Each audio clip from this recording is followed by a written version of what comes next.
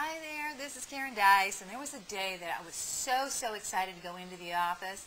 I had 3 closings that day, and my check was going to be over $5,000. Well, guess what happened?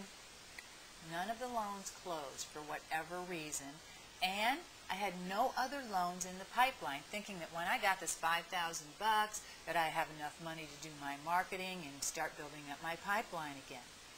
Girlfriend, what I realized is that working on straight commission, every single day of my life that I walked into that mortgage office, I was broke. Meaning, I had to start from scratch every single day to earn my money. I had to do something every single day. Make telephone calls, call on real estate agents, send out emails, newsletters, whatever it might be, to build up that pipeline, so I knew that I had money coming in the door. Now, even though you are employed by a company, you're truly self-employed. In this book that I'm about to give away, here it is, a copy, The 4 Essentials of Entrepreneurial Thinking, What Successful People. There is a subtle difference between being self-employed and an entrepreneur. Now, first of all, an entrepreneur, if you look in the dictionary, says it's a person who operates, organizes, and manages a business, but also takes all of the risks. As a self-employed person, that's a person who might be involved in the day-to-day operations, be a worker within it, with a manager in it, may not take any of the risks.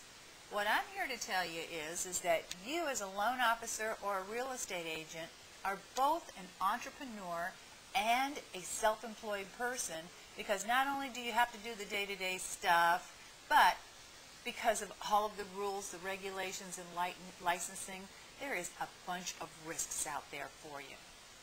Now, I have to acknowledge that not everybody wants to be self-employed, but I think that schools should be teaching some of that concept to understand finances, to know what it is to be self-reliant upon themselves. Now, one of the ways that I taught my children about self-employment was they had to, after school, come into my office 1 day a week. In fact, that was part of their homework. So they sent out mailing pieces, they helped prepare loan closing booklets, and when they got a little bit older, they actually entered information in my ACT database for all of my closed loans. And throughout the whole process, I explained to them why they were doing it, how it would help them in their future business, whether they're in a business or they work for a company.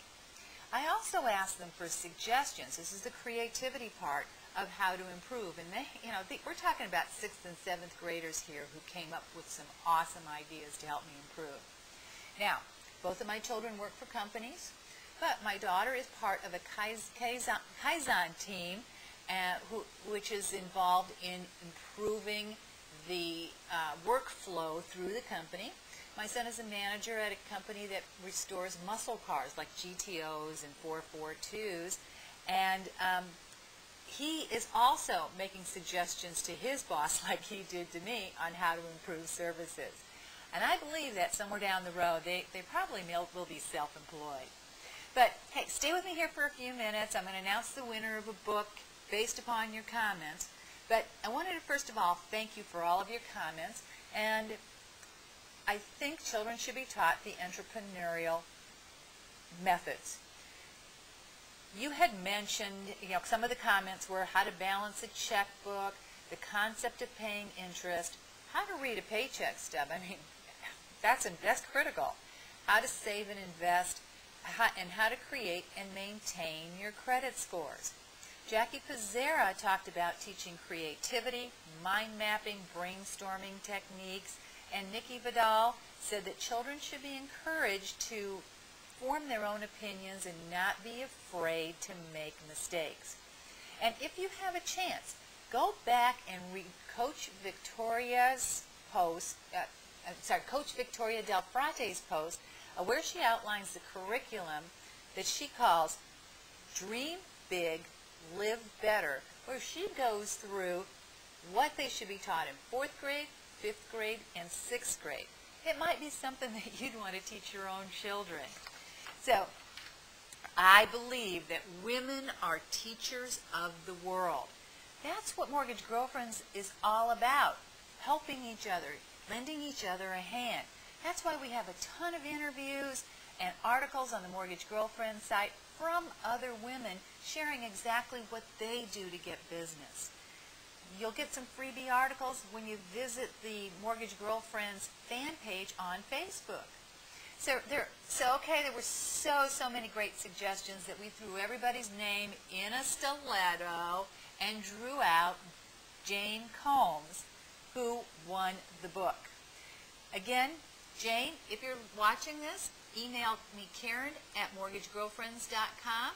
Send me your address, and I'll get this book in the mail to you. So thanks again, everybody, for all of your comments, and be sure to come back to the Mortgage Girlfriends website and the fan page for more killer information where we can teach each other how to succeed and have a great life.